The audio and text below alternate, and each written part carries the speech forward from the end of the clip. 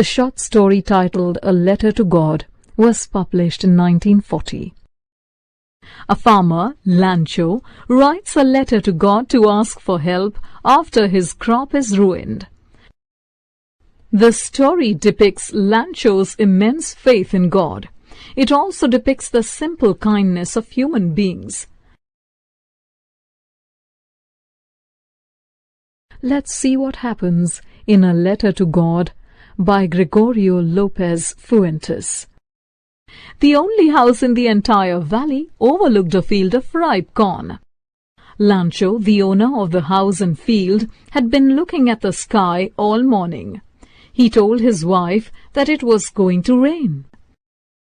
Soon, true to Lancho's prediction, big drops of rain began to fall. Lancho went outside to enjoy the rain. He felt that it wasn't rain, but 10 and 5 cent pieces. With satisfaction, he watched the rain shower his ripe cornfields. Suddenly, a strong wind began to blow. Then large hailstones began to fall. Lancho's happiness now turned to worry. He hoped the rain would stop soon, otherwise his crops would be destroyed. But the rain did not stop. It covered the house, the field, and the valley with a layer of hailstones. The harvest was completely destroyed. Lancho stood in the middle of his ruined field and thought that a plague of locusts would have been better than this. It was a sad night for the Lancho family. However, they had one hope: God. That night, Lancho thought about God and his all-seeing eyes. So he decided to write a letter to God, asking for 100 pesos to sow his field as well as survive until next year. He went to the post office the next day to stamp and mail the letter. The postman, on seeing the letter, laughed and took it to show it to his boss. The postmaster, a fat, cheerful man, laughed as well, but he admired Lancho's faith in God. Not wanting to disappoint Lancho, he decided to write an answer. He also realized that he would have to send some money along with the letter.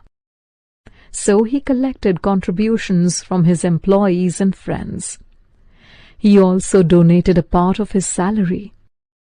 However, he could only collect a little more than half the amount Lancho had asked for. He put the money in an envelope along with a letter marked God. On Sunday, Lancho returned to the post office. The postman handed him the letter. The postmaster, happy with his deed, watched from the office. Lancho was a man of faith, so he wasn't surprised to see the money.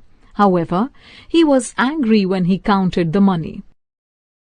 Immediately, he asked for ink and paper. He sat at the writing table and slowly wrote a letter. He looked like he was having trouble expressing his thoughts on paper. Finally, he finished the letter and dropped it in the mailbox. The postmaster immediately collected the letter and opened it. In the letter, Lancho had written that of the 100 pesos, only 70 pesos reached him. He needed 30 pesos more. But he asked God not to send it through the post office. He believed people at the post office were thieves who stole his 30 pesos.